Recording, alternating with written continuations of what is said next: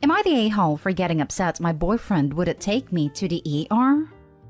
My boyfriend, male 20 and I, female 21, live together at my parents'. I have been having some pretty bad UTI symptoms. I went to a walk-in clinic 2 weeks ago when I had clear signs of infection, and they sent me home and said I tested negative. I woke up a week later with extreme hip pain. I spent all day on a heating pad and crying. 2 more days passed and then I woke up with the worst abdominal pain I've ever had. I began screaming and called my mom. She says to wake up my boyfriend and tell him to take me to the nearby hospital, 7 minutes, that is small, or one that's 35 minutes away that would properly handle what was going on. I wake him up and he says to just sleep it off. At this point I'm in tears. He says no and alludes that I'm overreacting, which I've been known to do, and it's probably nothing because I tested negative. I feel as if I've been stabbed, and this is not the type of pain I can wait out. I even compare how I'm feeling to a possible bladder rupture because of how awful I felt. Finally, he agrees to take me, but only if I let him sleep for 2 more hours. I understand that if it was some ungodly time, but it was currently 11:30 a.m. and I went to bed at 3 a.m. after playing video games. I explained that I can't wait that long and have no one else home to drive me. He turns over and lays back down. An hour goes by of the worst pain of my life, and I decided I will just try to suck it up and drive myself to the nearby ER. I woke him up one more time, and I explained that I cannot wait any longer and need to go now because something is wrong. He snaps and says give him 1 more hour, then lays back down. I storm off in my car and make it about 2 blocks before I realize I forgot my wallet, and I was in no state to drive as I was literally in so much pain I couldn't focus. I come home and lay down in bed beside him as I scream out in pain. He says that I know it takes time for him to wake up, and I have no right to get mad. I barely utter out please take me to the one 7 minutes away because I'm scared. I remind him that I've driven 2 hours at 3 a.m. on no sleep just to pick him up from the hospital, and spent the whole summer helping him recover from his injury, including bathing and wiping him because he needed me. He argues some more, then finally at 2:30 p.m. takes me to the hospital 7 minutes away. It turns out that I had an advanced UTI and infection in my bladder and kidneys, as well as a kidney stone that was infected. I felt bad as I recalled my attitude that morning, but I was in a lot of pain. I do recall saying things like, fine, just don't help then, and you're being a prick, in rebuttal to his attitude. Am I the a-hole? Now for the top comments. Past the kidney stone, past the boyfriend. Not the a-hole. You need rid of all these. Screaming and crying in pain? A person that can ignore that is not the one for you. I take it cab etc. weren't an option.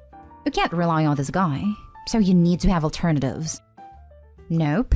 Super small town, so no Uber etc. He really was my only option at the time to get the care I needed, and he knew that.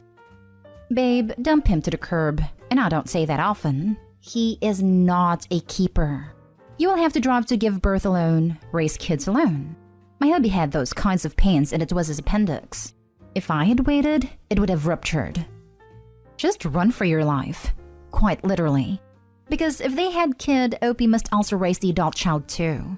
Also, someone who's refusing to help you to go to ER is something you must stay away from. You were in pain and asked to go to the hospital. Why your partner didn't hop up like there was a fire under him is concerning. Sounds like you need a new boyfriend. One that actually cares about your well-being. Yep, this. First, not the hole. Then, red flags. This boy has shown you who he is, and how he doesn't value you or your health. Kick that dude to the curb. You not only can do better, you must do better. First of all, I hope this is a troll, because can such a bad boyfriend exist? Dump the whole man. At least that's what I would do. What kind of person could ignore their partner who is in this much pain? Also, you said you are known to overreact. Is this something you've actually noticed about yourself? Have people in your life told you that you tend to do that? Or was it just your boyfriend? Mostly boyfriend. After posting this, it's kinda starting to make sense why he keeps cheating and I can't get him to stop. Because it's starting to become clear he doesn't care. He's cheating too? If you stay in this relationship, you're the a-hole to yourself. Next story is titled, Am I the a-hole for exposing and embarrassing my brother's girlfriend? So I'll keep this as brief as I can. My brother started dating this lady, Jessica, in January. The 3 of us live in the same city, about 3 hours from me and my brother's parents/extended family. So until recently, I was the only member of his family Jessica had met. One of my brother's favorite things to eat is this sweet potato and red pepper soup I make.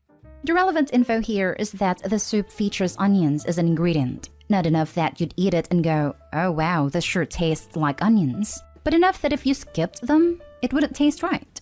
I make this soup for him approximately once a week, and Jessica has come to love it as much as he does, without ever mentioning any issues after eating it. So the issue. My brother, Jessica, and I traveled to Brother Di's hometown for our grandmother's 90th birthday celebration this week. Our mom was catering it, specifically with traditional Indian foods, since that's where she and our grandmother are from. However, when we arrived and I offered to help mom with the prep work, I noticed she was making several additional dishes like chicken nuggets, chips and finger sandwiches, and was keeping them well separate from the rest of the food. I asked what that was about, and she casually said, I'm just making sure that Jessica can have something to eat with her allergies. I said I didn't know she had allergies, and Mom said, yes, she says she's severely allergic to onion, garlic, and coriander. If you're familiar with Indian cuisine at all, you get what would be an issue for someone with these allergies. Except, Jessica eats my soup. All the time. It has onions, and it's never caused her a reaction. The part where I may have been an a-hole is I said this to my mom, which, if you're familiar with Indian mothers, you may understand how that could have been a bad move. She didn't kick off or act aggressive, but she did confront Jessica about lying and ask if there was something wrong with her cooking. Jessica just got kind of red and stammer, and eventually admitted that she just doesn't like all that curry stuff, but thought saying she was allergic would be less awkward. Mom got pissed off because she'd taken such efforts to keep everything separate and whatever to avoid cross-contamination. Jessica got mad because Mom was mad, and my brother got mad at me for saying anything in the first place. Everything got rather awkward, and Jessica ended up not even coming to the party.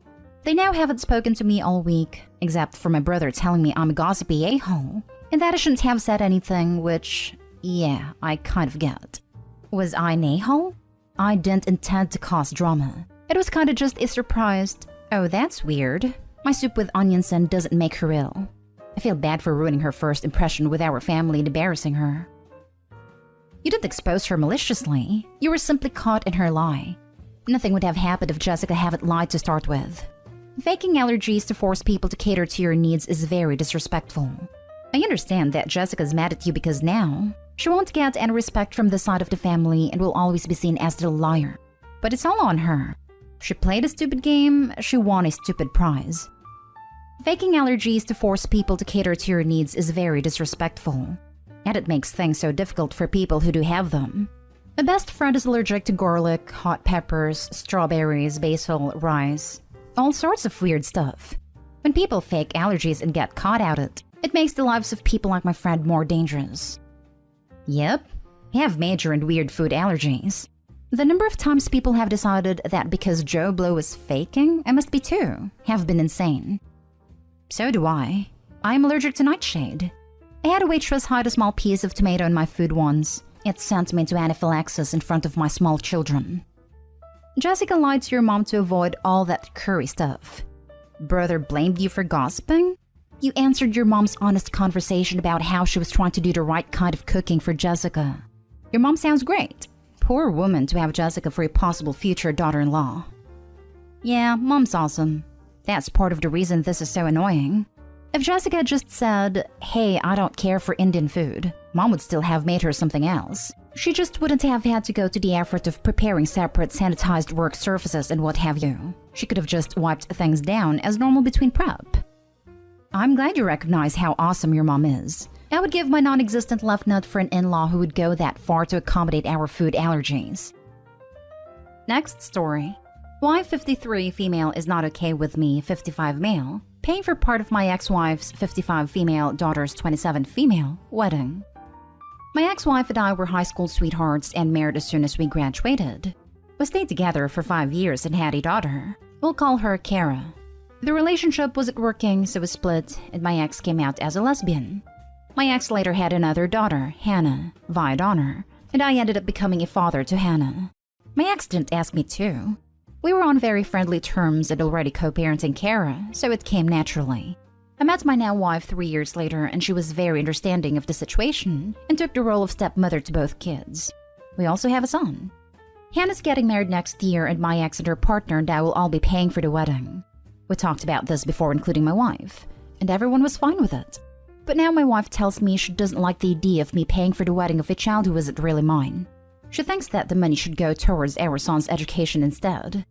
I already saved some money for our son that should cover him for a couple of semesters. He can always work part-time or apply for financial aid as well.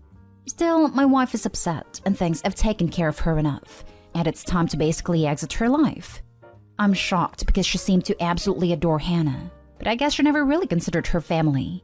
She made it known that she wouldn't care if it was Kara because she's my actual blood daughter.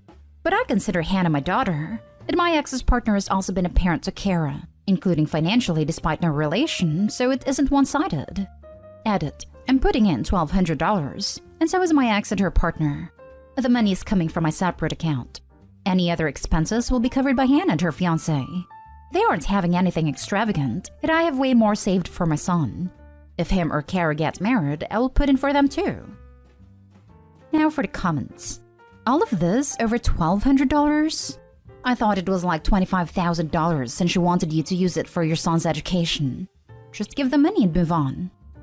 Using it for their son's education was really just a lame excuse. She just doesn't want her husband to pay anything because she isn't blood. Opie's wife sounds awful. Agreed. He sounds like a wonderful man being there for his kids, and a wife sounds bitter and hateful. Blood makes you related. Loyalty makes you family. Hey Opie, it's $1,200 and your daughter's big day. I'd say pay for it out of your personal account. I'm so glad for the sanity check, because the comment section looked very different an hour ago, and I wondered if I was legit going crazy. He had an established relationship with Hannah before he met his wife. She knew I parented her and considered her his. She agreed to marry him knowing this. She co-parented Hannah. Here's the deal. Hannah is your daughter. Blood doesn't mean much. Being present and involved does. This was established before you were even married. Therefore, helping with her wedding is not only acceptable, but absolutely appropriate as you are her father. I adopted my daughter and have 2 boys of my own, and I love her as much as my boys. Well, probably more because daughters always hold a special place in a father's heart.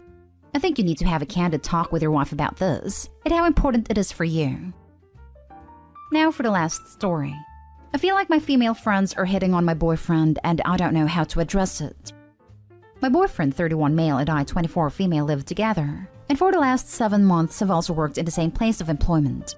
We don't work closely, but other employees are aware we are dating because we arrive and leave together, and typically take lunch breaks together.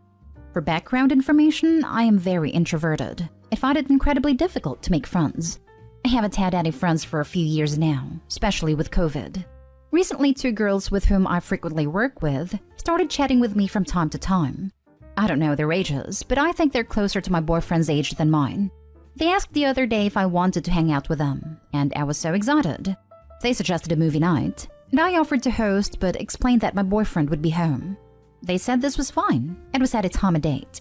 They are currently still over, and we're watching a movie.